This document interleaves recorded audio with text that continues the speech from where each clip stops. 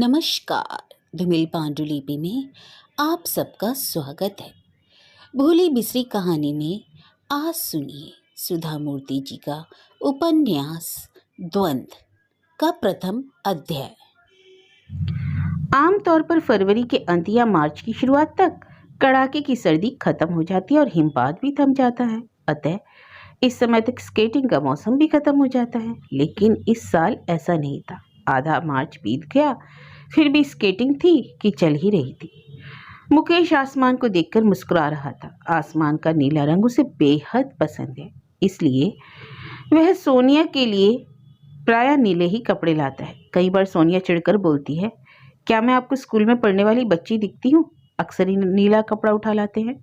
देखिए तो कितने नीले ड्रेस है मेरे पास। मुकेश ने विदेश में ही अपनी महाविद्यालय की पढ़ाई पूरी की। इंग्लैंड या स्विट्जरलैंड उसके लिए कोई अपरिचित जगह नहीं। वह कई बार वहां भी जा चुका है। पिछले 4 वर्षों से कह रहा है, पर अभी तक स्केटिंग नहीं सीखी और सच पूछो तो कोशिश भी नहीं की। उसे इस खेल में खास दिलचस्पी नहीं है। उसके पिताजी रामचरण त्रिवेदी आम लोगों के बीच त्रिवेदी जी के नाम से जाने जाते थे। उसे वे अपना दोस्त समझते थे। उस पर कभी हुक्म नहीं चलाया, लेकिन सोनिया के घर का माहौल ऐसा नहीं था। कानपुर में पलकर बड़ी हुई, शादी के बाद पहली बार कानपुर से बाहर आई। उसके परिवार का परिवेश धार्मिक था। उसके यहाँ पूजा पाठ भजन कीर्तन प्रायः चलता ही रहता। वह कूपमंडूक की तरह संकीर्ण वातावरण में बड़ी हुई। पहली बार इंग्लैंड को देखकर वह दंग रह गई। साथ ही नई स्वतंत्रता पाकर वह हर क्षण आनंद महसूस कर रही थी। जैसे बच्चा नए खिलौने को घूर घूर कर देखता है, उसी तरह सोनिया भी बिना पलक झपकाए हर चीज को देख रही थी। स्केटिंग के लिए स्विट्जरलैंड प्रख्यात है। स्केटिंग मैदान के सामने बेंच लगे हुए हैं। जिन लोगों को खेलने में रुचि नहीं होती वे ही अक्सर यहाँ आकर बैठते हैं। इसी झुंड में मुकेश भी बैठा था। चारों ओर हिम की गोलाबारी हो रही थी। बच्चे रंग बिरंगी टोपियां जैकेट पहने स्नोमैन बना रहे थे। बर्फ की गेंद बनाकर एक दूसरे पर उछाल रहे थे। उनकी किलकारियां दूर तक सुनाई पड़ रही थी। पहाड़ियों पर गिरे हिम को देखकर लग रहा था जैसे चांदी की परत बिछी हो। सूरज की किरणों से आंखें चुंधिया रही थी। दूर एक चित जैसी दिखाई देने वाली वस्तु ने पास आने पर सोनिया का रूप ले लिया। काला स्वेटर, टोपी, जीन्स पहने सोनिया तेजी से नीचे उतर रही थी। मुकेश उसे गर्व से देख रहा था। कितना अच्छा खेल लेती है। मुकेश के दिमाग में पिछली बातें याद आई। शादी के पहले कैसी थी, अब कैसी हो गई। जमीन आसमान का फर्क है। सोनिया को देखने के लिए मुकेश अपने घर वालों के साथ लखनऊ गया था। सभी लोग बड़े हॉल में बैठे थे। थोड़ी ही देर बाद सोनिया मेहमानों के लिए चाय लेकर नपे तुले पैर रखती हुई आई। नाक की तरह उसकी चोटी घुटनों के नीचे तक लटक रही थी। चोटी में जामुनी रंग का परांदा पहना है। जामुनी रंग की ही सिल्क की साड़ी और ब्लाउज, उसी की मैचिंग की कान की बालियां। वह किसी फिल्म अभिनेत्री से कम नहीं लग रही थी। त्रिवेदी जी, उनकी धर्मपत्नी सुमन और बेटी नीलम सभी मंत्र मुग्ध होकर सोनिया को देखने लगे। एक ही नजर में सबको भा गई। लड़की देखने के उस कार्यक्रम का अंदरूनी संबंध एक पिछली घटना से था। एक बार मुकेश किसी चित्रकला प्रतियोगिता का निर्णायक बनकर लखनऊ गया था। वहां सोनिया से उसकी भेंट हुई। पहली नजर में ही मुकेश अपना दिल दे बैठा। सोनिया एक अच्छी कलाकार थी। उसके जैसे चित्र और कोई नहीं बना पाया। अपने कॉलेज में वही दक्ष थी। चित्र प्रतियोगिता के दिन उसने पुरस्कार तो जीता ही और साथ ही साथ मुकेश का दिल भी। प्रतियोगिता खत्म होने के पहले ही मुकेश ने सोनिया के बारे में पूरी जानकारी हासिल कर ली थी। इतनी जानकारी कि जिस पर एक किताब भी लिखी जा सकती थी। वह बमन गली में रहती है। उसके पिता पुरोहित का काम करते हैं। उनका नाम विद्याचरण शर्मा है। उनकी 4 बेटियां हैं। यही सबसे छोटी है। अभी शादी नहीं हुई। बीए पास है। खाना अच्छा बना लेती है। साथ में संगीत का भी ज्ञान है। कथक भी जानती है। इतने गुण क्या काफी नहीं? कानपुर लौटने पर मुकेश ने सबसे पहले अपनी बहन नीलम को बताया, एक लड़की उसे बेहद पसंद है। त्रिवेदी जी तक बात पहुंची तो उन्होंने कहा, मेरा बेटा राजी हो गया तो बस हमें और कुछ नहीं चाहिए। इस तरह वधु परीक्षा खत्म हुई। पंडित जी ने जब जन्म पत्री के बारे में पूछा तो त्रिवेदी जी ने कहा, पंडित जी, मुझे जन्म पत्री वगैरह में तो विश्वास नहीं। मैंने किसी को भी जन्म पत्री नहीं मिलवाई। अपनी बेटी की शादी भी मैंने जन्म पत्री नहीं देखी। यदि आपको मेरा बेटा योग्य लगे तो अपनी बेटी दीजिए, और यदि आपको कोई शंका हो तो हरगिज मत दीजिए। किसी भी कोण से देखने पर मुकेश सुयोग्य ही लग रहा था। लंदन में बीबीसी के में काम करता है। त्रिवेदी जी कानपुर के जाने माने उद्योगपति हैं। मुकेश गारमेंट्स का व्यापार विदेश तक फैला हुआ है। इकलौता बेटा, इकलौती बेटी नीलम की शादी हो चुकी है। सब कुछ तय होने के बाद लखनऊ में बड़ी धूमधाम से शादी हुई। 3 दिनों तक समारोह होते रहे। मुकेश की मां सुमन को तो जवानी से जोश चढ़ गया था, इतना उत्साह कि देखने वाले देखते ही रह गए। वही सोनिया अब कितनी बदल गई, दिल से नहीं केवल वेशभूषा से। उसकी लंबी नागवेणी कटकर अब बॉब का रूप ले चुकी है। 6 गज की साड़ियां छोड़कर अब वह जीन्स पहनती है। शुरू शुरू में थोड़ा संकोच करती थी, पर मुकेश के निरंतर प्रोत्साहन से वह स्केटिंग, ड्राइविंग, स्विमिंग सब सीख गई। वह कुशार्ग बुद्धि वाली है। यह उसका केवल तीसरा स्केटिंग सीजन है। बड़ी निपुणता से स्केट कर रही है। मॉडर्न बन जाने के बाद भी उसने कुछ पुरानी परंपराओं को छोड़ा नहीं। हर मंगलवार और शुक्रवार को वहां मिलने वाले लिली के फूलों से ही वह देवी की पूजा करती है। घर में भगवान का अलग कक्ष भी बनाया है। क्यों जी, किस मोहिनी के सपने देख रहे हैं? सोनिया की आवाज़ सुनकर मुकेश बर्फ की दुनिया में लौट आया। तुम्हारे बारे में सोच रहा था। स्केटिंग का समय खत्म हो रहा था, लोग नीचे आ रहे थे। मैं कैसे जानूं कि आप सच बोल रहे हैं? जरा दिल के अंदर झांक कर देखो। ख्वाबों की दुनिया से निकलकर जरा बाहर की दुनिया तो देखिए, कितनी सुंदर है। स्केटिंग रिंग के पास लोग जमा हो रहे थे। चलो होटल जाकर सामान बांध लें। लंदन में तुम्हारे छोटे से अपार्टमेंट तक पहुंचने में आधा दिन तो लग ही जाएगा। कहते हुए मुकेश उठ खड़ा हुआ।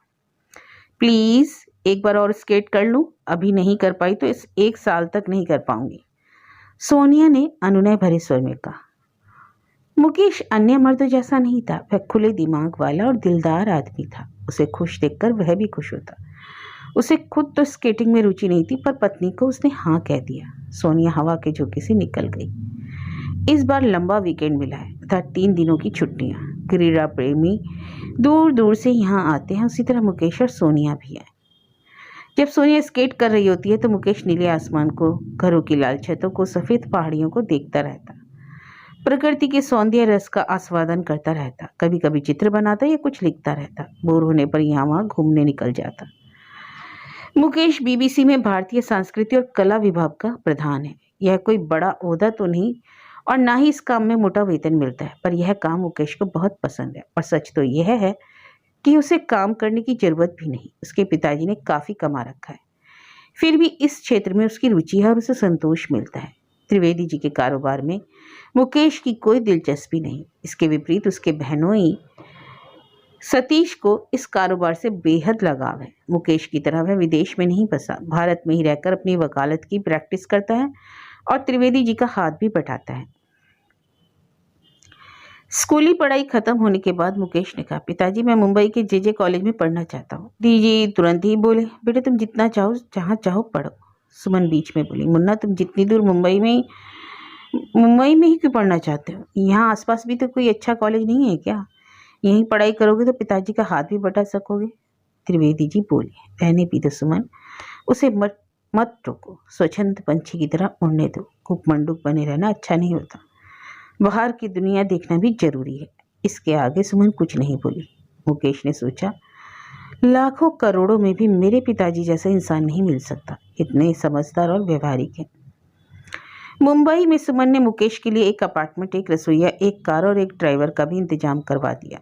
यह सब देखकर मुकेश बोला, माँ मैं कोई लड़की नहीं हूँ जो कि ना ही ससुराल जा रहा हूँ। सुमन मुस्कुरा कर रह गई।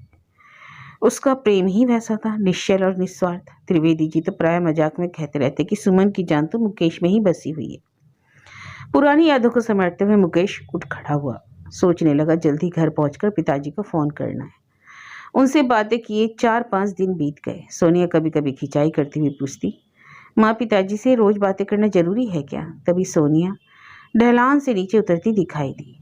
मुकेश ने गौर किया कि सोनिया ने अपना संतुलन खो दिया है। उसकी रफ्तार तेज थी। उसे लगा कि सोनिया गिरेगी। अगल बगल का ख्याल किए बिना वह जोर से चिल्लाया, सोनिया सोनिया केयरफुल, गिर जाओगी। नरम और धीमी आवाज में बोलने वाले गोरे लोग उसकी तरफ देखकर तिरस्कार भरी मुस्कुराहट से बिखेरने लगे, किंतु मुकेश ने उस और ध्यान नहीं दिया और मुकेश ने जैसा अनुमान लगाया था वैसा ही हुआ। सोनिया सीधे पाइक पेड़ से जा टकराई और धड़ाम से गिर गई। दर्द के मारे वह चीखने लगी। लाठियों की मदद से उसे नीचे लाया गया। दर्द के मारे उसका बुरा हाल हो रहा था। आंसू थमने का नाम नहीं ले रहे थे। फिलहाल तो हमने प्रथम चिकित्सा कर दी है, आप तुरंत इसे अस्पताल ले जाइए, वहाँ के मैनेजर ने मुकेश से कहा। मुकेश ने कार का दरवाज़ा खोला और सोनिया को अंदर बिठाया। कार चलाते हुए मुकेश सोच रहा था, हो सकता है कि पेशियां खिंच गई हो या पैर में मोच आ गई हो। कार धीमी चलाने पर भी सोनिया करहा रही थी। कुछ बातचीत करने से दर्द कम हो जाएगा, यह सोचकर मुकेश ने कहा, अब 1 हफ्ते तक तुम्हारी क्लास की छुट्टी। सोनिया भारतीय कम्युनिटी हॉल में बच्चों को संगीत, खासकर कथक सिखाती थी। हाँ, मेरी इस हालत के बारे में कानपुर अपनी माँ जी को मत फ़ोन कर देना, नहीं तो यह कहकर कि मेरे बेटे को खाने की तकलीफ होगी वो यहीं चली आएंगी। सुमन का स्वभाव वह अच्छी तरह जानती थी। सोनिया शादी करके जब पहली बार आई थी तो अपने पति को मुन्ना नाम से बुलाया जाना उसे बड़ा अटपटा लगता। पूछने पर ससुर जी ने बताया, बच्चे जब छोटे थे तब हम दिल्ली में रहते थे, वहाँ सभी से मुन्ना बोलते थे और वही आदत पड़ गई। सोनिया इस जवाब से संतुष्ट नहीं थी। उसका प्रश्न था, मुकेश तो अब मुन्ना बना पर नीलम नीलू बनी, मुन्नी नहीं, ऐसा क्यों? सोनिया को अपने ससुर जी की याद आई। वे बहुत कम बोलते हैं, किसी बात से घबराते नहीं, बहुत शांत स्वभाव के हैं। अस्पताल में बताया है कि पेशेंट को पैर में चोट आई है, कम से कम 1 हफ्ते तक यहीं रहना पड़ेगा। पेशेंट बाहर कहीं नहीं जा सकता। मुकेश ने कहा, सोनिया तुम्हें आराम की सख्त ज़रूरत है, पूरी तरह ठीक होने तक यहीं रहो, मैं तुम्हारी क्लास वालों को बता दूंगा। मुकेश जब घर पहुंचा तो रात हो गई। वह थककर चूर हो गया था। 1 हफ्ता घर में अकेले रहना उसको भारी लग रहा था। इस विदेशी दुनिया में यह अकेलापन और भी खलता है। टेबल पर रखी आंसरिंग मशीन बीप दिखा रही थी। रोज की तरह बीप बंद करके और आंसरिंग मशीन ऑन करके वह कपड़े बदलने लगा। यह उसका रोज का कार्यक्रम है। पहला संदेश उसके बॉस डेविड का था। वह बोल रहे थे, म्याक, तुम्हारे लिए 2 असाइनमेंट है, उनके बारे में बात करनी है, 2 दिनों के बाद फाइनल होगा। ऑफिस में मुकेश को म्याक नाम से ही बुलाते हैं। फिलहाल तो अच्छा ही हुआ, मुकेश ने सोचा। दूसरा संदेश उसकी दीदी का था। रोते हुए उसने कहा, मुन्ना, पिताजी को हार्ट अटैक है, जल्दी चले आओ। नीलू की आवाज़ वह पहचान गया। मुकेश के दिल की धड़कन एक क्षण मानो रुक गई। तीसरा संदेश, मुन्ना तुम कहाँ चले गए, जल्दी आओ, पिताजी की तबीयत ठीक नहीं है। मुकेश ने अपनी घड़ी देखी, रात के 8 बजे हैं। आज रविवार है, इसका मतलब यह है कि ये संदेश शनिवार को ही आए। पता नहीं पिताजी कैसे होंगे। उसने तुरंत ट्रैवल एजेंट को फ़ोन किया। भारत के लिए एक फर्स्ट क्लास टिकट और आगे के लिए कानपुर तक। मानसिक थकान से मुकेश टूट चुका था। सोनिया अस्पताल में है, बॉस चाहता है कि 1 महीने के अंदर अंदर काम शुरू हो जाना चाहिए, और उधर पिताजी की तबीयत सीरियस है। उसी वक्त उतारे कपड़ों को ही फिर पहनकर मुकेश अस्पताल गया। मुकेश के पीले चेहरे को देखकर सोनिया घबरा गई। सोनिया, मुझे तुरंत कानपुर जाना होगा, पिताजी की तबीयत सीरियस है। सोनिया की भी जाने की इच्छा हुई, लेकिन संभव नहीं था। उसके पैर तो लट्ठे जैसे हो चुके थे। मुकेश ने चिंता व्यक्त की, तुम्हारा क्या होगा, घर आने में अभी समय लगेगा, अकेली पड़ जाओगी। आप मेरी छोड़िए, मेरी बहुत सारी सहेलियां हैं, जो भी चाहिए उनसे मंगा लूँगी। पहुँचते ही वहाँ के हालचाल के बारे में फ़ोन कीजिएगा। अब आप जल्दी चले जाइए। सोनिया स्वभाव से ही नरम थी, दूसरों का दुख तुरंत पहचान लेती और जितना बन पड़े उतनी मदद करती। शर्मीले और एकांत प्रिय मुकेश के गिने चुने मित्र थे, लेकिन बातूनी सहजता से मिल जाने वाली सोनिया की अनेक सहेलियां थीं।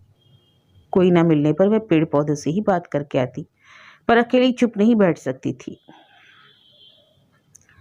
हवाई जहाज के फर्स्ट क्लास में काफ़ी जगह खाली थी। मुकेश सोचने लगा, तिगुना चार्ज देकर कौन जाएगा इसमें। माना कि कुछ अतिरिक्त सुविधाएं होती हैं, पर महंगा है, आम आदमी को भारी ही पड़ता है। मुकेश को देखते ही एक सुंदर परिचारिका आई और उसका कोट ले गई। फिर पूछा, सर आपके लिए क्या लाऊं? सिर्फ जूस। इतने बड़े उद्योगपति होते हुए भी त्रिवेदी जी ने कभी ड्रिंक्स को हाथ नहीं लगाया, मांस मछली को नहीं छूते थे। कितनी भी बड़ी पार्टी क्यों ना हो, घर आकर ही खाना खाते थे।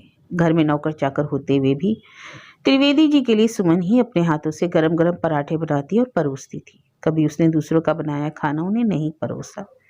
और मुकेश अपने पिताजी जैसा ही था। इतने वर्षों से लंदन में रहते हुए भी ड्रिंक्स या मांसाहार को हाथ तक नहीं लगाया। मुकेश सोनिया को बताता है, माँ द्वारा बनाए पराठों का स्वाद किसी 5 स्टार होटल में मिलेगा क्या?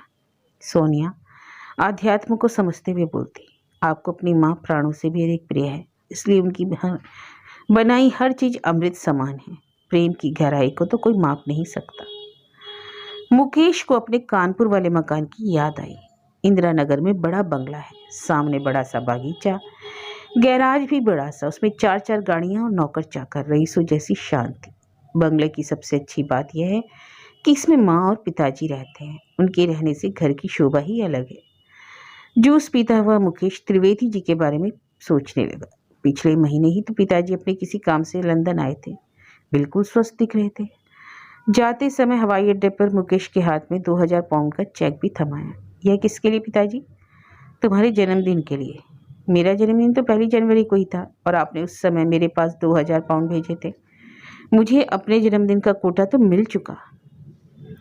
मुन्ना, ये मेरी ओर से है, तुम्हारे उस जन्मदिन का एडवांस जो तुम्हारी माँ बुद्ध पूर्णिमा के दिन मनाती है। ओह थैंक्स। सभी का एक जन्मदिन होता है पर मेरे दो दो। चलिए, फ़ायदा ही फ़ायदा। मुकेश का असली जन्मदिन नए साल का पहला दिन यानी 1 जनवरी को है, लेकिन उसकी माँ बुद्ध पूर्णिमा के दिन भी उसका जन्मदिन मनाती है, क्योंकि उस दिन मुकेश एक भयंकर दुर्घटना से बाल बाल बचा था। सुमन के लिए वह मुकेश का पुनर्जन्म था, इसलिए वह उस दिन भी उसका जन्मदिन मनाती थी। मुकेश भी खुश, उसे 2 बार जो तोहफा मिलता था। त्रिवेदी जी का दिल बहुत बड़ा था। अपने लिए उन्होंने कभी कुछ नहीं किया। अपने से जो बन पड़ा हमेशा वे औरों के लिए ही करते। हर साल धार्मिक संस्थानों, पाठशालाओं, कॉलेजों आदि को मुकेश के नाम पर जाने कितना धन दान में देते रहते।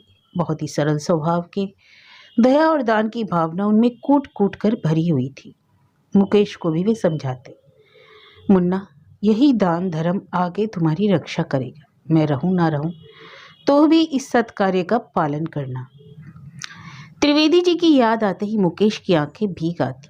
पता नहीं उनकी हालत कैसी है, किस यातना से गुजर रहे होंगे, उन्हें कितनी पीड़ा हो रही होगी। यदि मेरे पहुंचने तक कुछ हो गया तो सोचकर ही उसका दिल कांप उठता था। बिना किसी यत्न के सहजता से उसने एक हाथ से कंधे पर पड़े जनेऊ को छुआ और दूसरे हाथ से सोने की चैन को पकड़ा। सुमन हमेशा कहती, बेटे डर लगने पर कंधे पर डाले जनेऊ को और गले में डाली चैन को कसकर पकड़कर भगवान का स्मरण करना। माँ गायत्री तुम्हारी रक्षा करेंगी। इस वाक्य में कोई तर्क तो नहीं था, पर ताकत बहुत थी। केवल विश्वास के बलबूते माँ ने यह आदत उसमें डाल दी थी और वह विश्वास हमेशा सच साबित हुआ। मुकेश का मन घूम फिरकर फिर अपने पिताजी पर ही आ रुकता। उनकी याद आते ही मुकेश मायूस हो जाता। मन ही मन उसने वैष्णो देवी से प्रार्थना की, हे माँ, मेरे पिताजी की रक्षा करना। उसी समय एक परिचारिका ने आकर उसे सर उठाया। सर, हम कानपुर के नज़दीक पहुंच चुके हैं।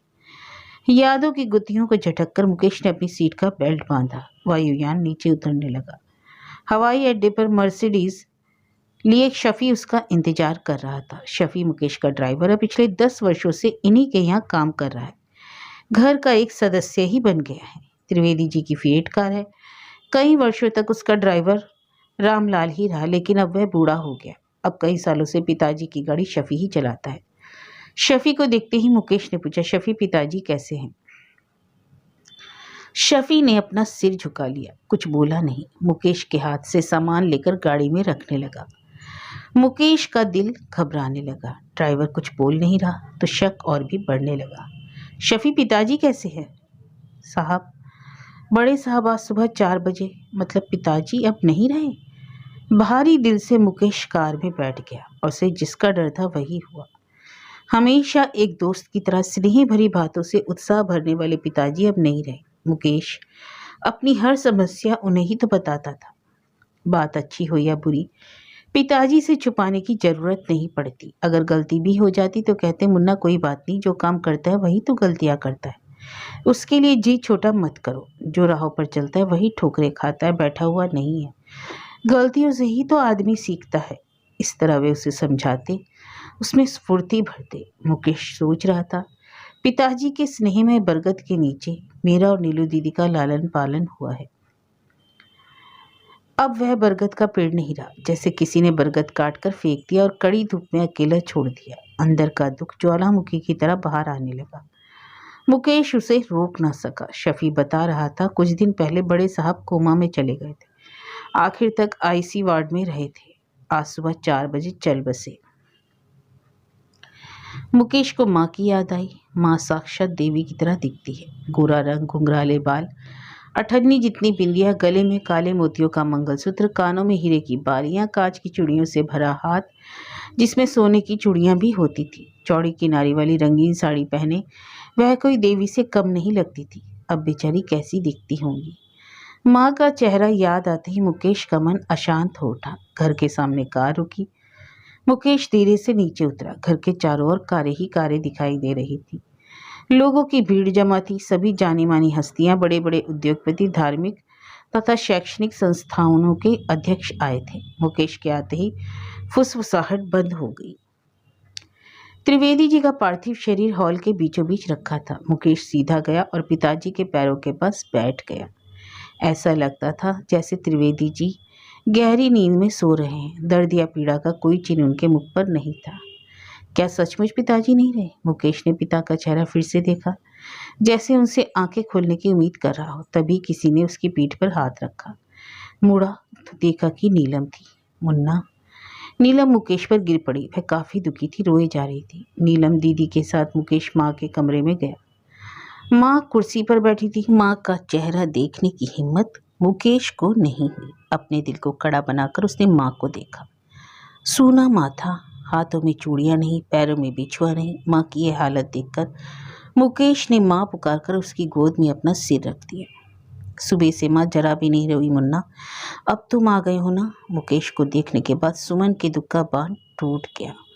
आंसुओं से मुकेश का सिर भीग गया। उन आंसुओं के गीलेपन से मुकेश ने जाना कि उसने क्या खोया। 28 वर्ष का मुकेश और 30 वर्ष की नीलू माँ की गोद में सिर रखकर बिलक बिलक कर रो रही थी।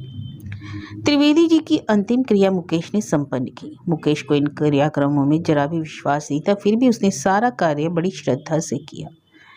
त्रिवेदी जी के प्रति श्रद्धा सुमन अर्पित करने बहुत से लोग उनके घर आ जा रहे थे। मुकेश हर एक से हाथ जोड़कर बात करता।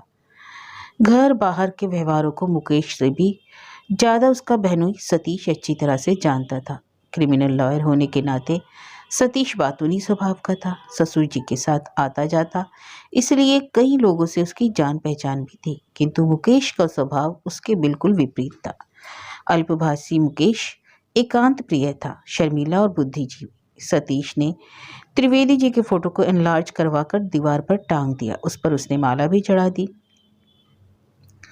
वह सभी जान पहचान वालों को 13वीं का कार्ड भेजने में व्यस्त था। मुकेश को तो अब अपना जीवन ही नीरस सा लगने लगा। सुमन अपने 35 साल पुराने जीवन साथी को खोकर असहाय जैसी बन चुकी थी। अस्थि विसर्जन के बाद के लिए मुकेश अकेला पड़ जाएगा, यह सोचकर सुमन सतीश से बोली, आप भी मुकेश के साथ हरिद्वार जाते तो अच्छा होता। छोटा है बेचारा, अकेला पड़ जाएगा। जाने में कोई दिक्कत नहीं है, पर प्रशांत की तबीयत भी तो ठीक नहीं, सतीश ने कहा। प्रशांत उसका इकलौता बेटा था। मुकेश तुरंत बोला, कोई ज़रूरत नहीं माँ, जिया जी को यहीं पर रहकर प्रशांत की देखभाल करने दो, मैं अपना कर्तव्य पूरा करके आऊँगा। विधि किस रूप में किस प्रकार प्रकट होती है कहा नहीं जा सकता। मुकेश जब हरिद्वार जाने की तैयारी कर रहा था तभी त्रिवेदी जी के दोस्त जोशी जी पधारे। वे एक बड़े वकील भी थे। उम्र में त्रिवेदी जी के बराबर के ही थे, हंसमुख, विनोद प्रिय और बुद्धिमान। इसी कारण वे सभी के पसंदीदा इंसान थे। त्रिवेदी जी को उन पर दृढ़ विश्वास था। मुकेश की ओर देखकर जोशी जी बोले, मुन्ना, त्रिवेदी जी ने विल लिखा है, तुम दोनों भाई बहन कब मिलोगे? विल पढ़कर तुम्हें सुनाना है और 1-2 दिन बाद। अंकल, मुन्ना, मुझे इस घर के कुछ कागजात चाहिए, दे सकोगे? अंकल, मैं जाने की जल्दी में हूँ, प्लीज़ आप नीलू दीदी से पूछ लीजिए, वो आपको सब कुछ दे देंगी। यह कहकर मुकेश हरिद्वार पहुंचा। अब उसका दुख पहले जैसा नहीं रह गया था। मन ने हालात को स्वीकार कर लिया।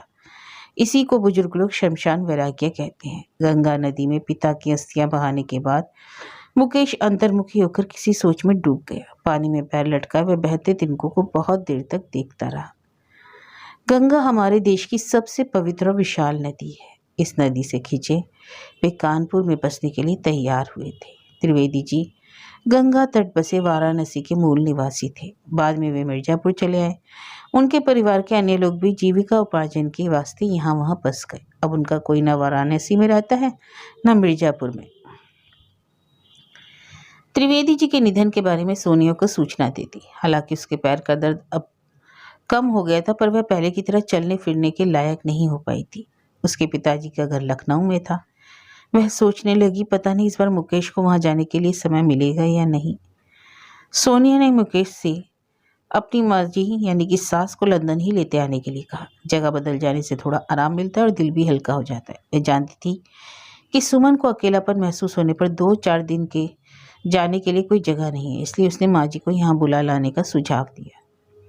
हरिद्वार से मुकेश लौट आया। जब घर पहुंचा तो दोपहर बीत चुकी थी। माँ शायद सो रही है, यह सोचकर मुकेश धीरे से ऊपर वाले कमरे में चला गया। उसने खाना भी नहीं खाया था।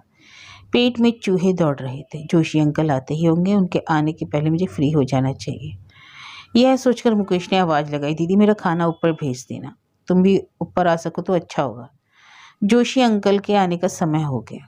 मुकेश को कानूनी मामलों का जरा भी ज्ञान नहीं था।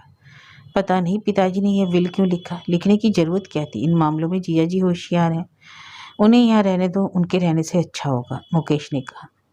नीलम प्लेट में गर्मा गर्म रोटियां, दाल, अचार ले आई। उसे देखकर मुकेश को अपनी आंखों में विश्वास नहीं हुआ। अधिक रोने के कारण उसकी आंखें सूज गई थीं। बाल जटा जैसे बन गए थे। पुरानी साड़ी में वह पहचानी नहीं जा रही थी। नीलम को बनने संवरने का बहुत शौक था। इसके पहले उसने नीलम को कभी ऐसे नहीं देखा था। पिताजी की मौत ने क्या उसे इस हद तक झकझोर दिया, या इसके पीछे कोई और कारण है? नीलम ने हरिद्वार के बारे में मुकेश से कुछ नहीं पूछा। उसने बात भी नहीं की, चुपचाप नीचे चली गई। इतने में जोशी जी ऊपर आ गए। उन्होंने पूछा, मुन्ना यात्रा कैसी रही? सब काम ठीक ठाक हो गया? जी अंकल, सब काम हो गया। दीदी ने आपको पेपर्स दिए या नहीं? और कुछ चाहिए? नहीं, उसकी ज़रूरत नहीं पड़ी, मैंने फ़ोन करके उन्हें बता दिया था। त्रिवेदी जी बड़े डिसिप्लिन्ड व्यक्ति थे। सब कुछ व्यवस्थित रखा है, मैंने ही उन कागजात को देखा नहीं था। नीलम और सतीश ऊपर आए। मुकेश वहीं बैठा था। जोशी जी विल पढ़ने लगे। मुकेश को कानून की भाषा जरा भी समझ में नहीं आ रही थी। उसने कहा, अंकल मेन पॉइंट ही बता दीजिए बस। ठीक है। मुन्ना, त्रिवेदी जी ने इस तरह लिखा है, बैंक में जितने भी स्थायी जमा है उनका आधा हिस्सा नीलम को मिलेगा। बेचैनी से सतीश ने पूछा, बाकी आधा? दूसरा आधा है नगद राशि अर्थात कैश, सोने के जेवर, और जिस मकान में अभी रह रहे हैं वह सुमन को मिलेगा। आगे वह जिस किसी को चाहे दे सकती है। यह निर्णय उन पर छोड़ देता हूँ। मुकेश को अभी कुछ समझ में नहीं आ रहा था, पर सतीश चौकन्ना हो गया। उसने पूछा, बाकी अमानत?